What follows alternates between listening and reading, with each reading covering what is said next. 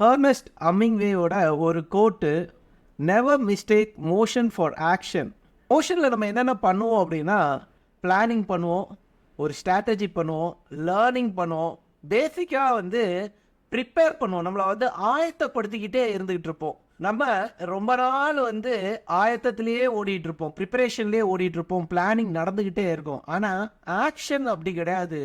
என்ன கோலை செட் பண்ணியிருக்கீங்களோ அந்த கோலை அச்சீவ் பண்ணுறதுக்கு ஒரு ஸ்டெப் ஆக்ஷன் எடுக்கிறோம்ல, அதுதான் ஆக்ஷன். மோஷனுக்கும் ஆக்ஷனுக்கும் உள்ள மேஜர் டிஃப்ரென்ஸ் என்ன அப்படின்னா, மோஷனில் வந்து நம்ம ஸ்ட்ராட்டஜி, பிளானிங், ப்ரிப்பரேஷன், லேர்னிங் எல்லாமே நடந்துட்டு இருக்கோம். ஆனால் என்ன நடக்காது, ஒரு அவுட்புட்டே வராது. ஆனால் ஆக்ஷன் எடுக்கிறதுல என்ன இருக்குன்னா, கண்டிப்பாக ஒரு அவுட்புட் இருக்கும்.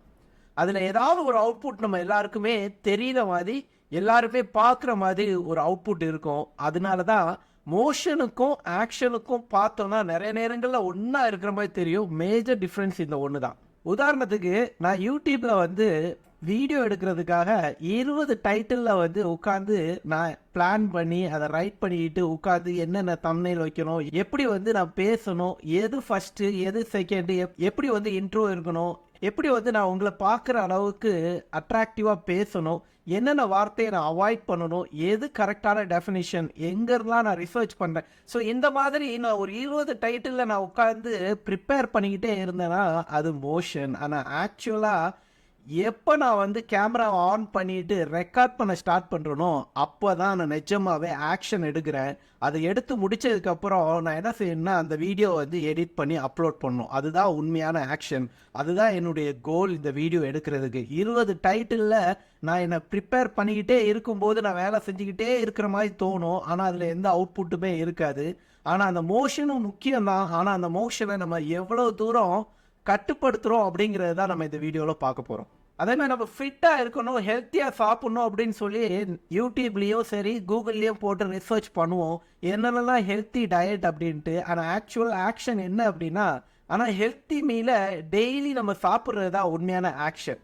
ஆனால் மோஷன் வந்து சில நேரங்களில் நமக்கு ரொம்ப நல்லது. ஆனால் இந்த மோஷன் வந்து எப்போவும் நமக்கு வந்து ரிசல்ட்டை ப்ரொடியூஸ் பண்ணியே தராது.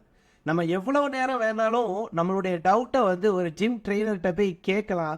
எவ்வளோ கேட்டாலும் சரிதான், நம்ம ஆக்ஷன் செய்யும்போது தான் ஏற்கனவே நம்ம கேட்ட ரிசர்ச் பண்ணது எல்லாமே யூஸ்ஃபுல்லாக இருக்கும். அதனால் மோஷன்லேயே நம்மளுடைய வாழ்க்கையே இல்லாமல் பிளானிங், ஸ்ட்ராட்டஜி, லேர்னிங், ப்ரிப்பரேஷன்லேயே போகாமல் எதெல்லாம் நீங்கள் வந்து ஸ்ட்ராட்டஜி, பிளானிங் நினைக்கிறீங்களோ அதை உடனே இம்ப்ளிமெண்ட் பண்ணுங்கள். ஆனால் 99% மக்கள் என்ன பண்ணிட்டு இருக்கோம் அப்படின்னா, மோஷனில் தான் இருக்கும். Planning, strategy, learning.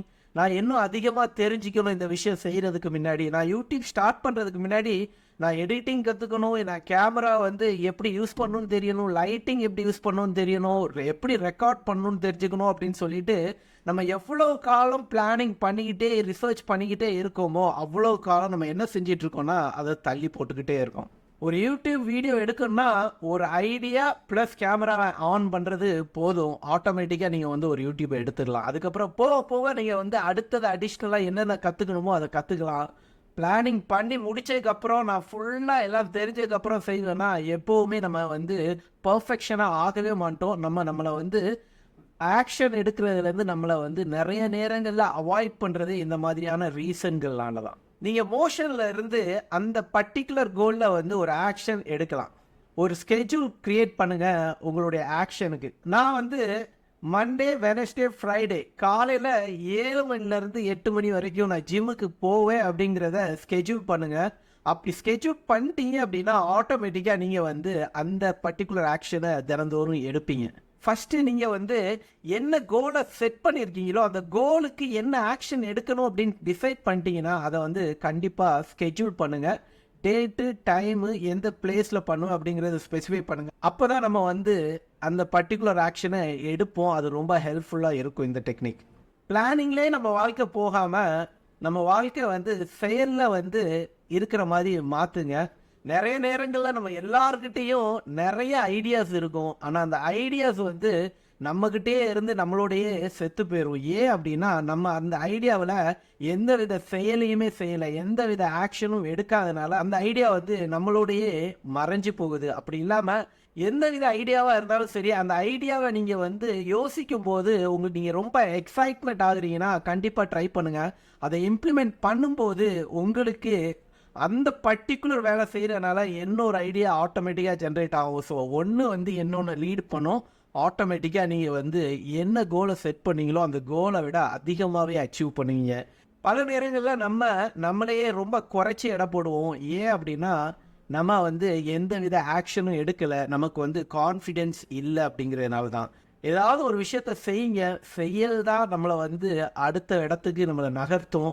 மோஷன் கிடையாது. படுத்துக்கிட்டே கனவு காணாதீங்க, செயல்படுத்துங்க உங்கள் கனவை. நீங்கள் என்ன கோலை செட் பண்ணியிருக்கீங்களோ அந்த கோலை நீங்கள் கண்டிப்பாக அச்சீவ் பண்ணுவீங்க.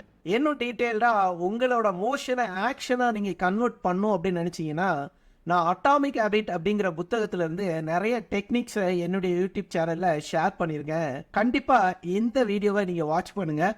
உங்களுக்கு கண்டிப்பாக வேல்யூ ஆடடாக இருக்கும். இவ்வளோ நேரம் உங்களோட வேல்யூபிள் டைமை ஸ்பெண்ட் பண்ணி இந்த வீடியோவை வந்து வாட்ச் பண்ணதுக்கு ரொம்ப தேங்க்ஸ். கண்டென்ட் பிடிச்சிருந்துச்சுன்னா உங்களுடைய ஃபீட்பேக்கை கீழே கமெண்ட்டில் மறக்காமல் சொல்லுங்கள். லைக் பண்ணுங்கள், ஷேர் பண்ணுங்கள், மறக்காமல் சப்ஸ்கிரைபும் பண்ணுங்கள். மறுபடியும் இன்னொரு வீடியோவில் உங்கள் எல்லாரையும் சந்திக்கிறேன். அது வரைக்கும் பாய்.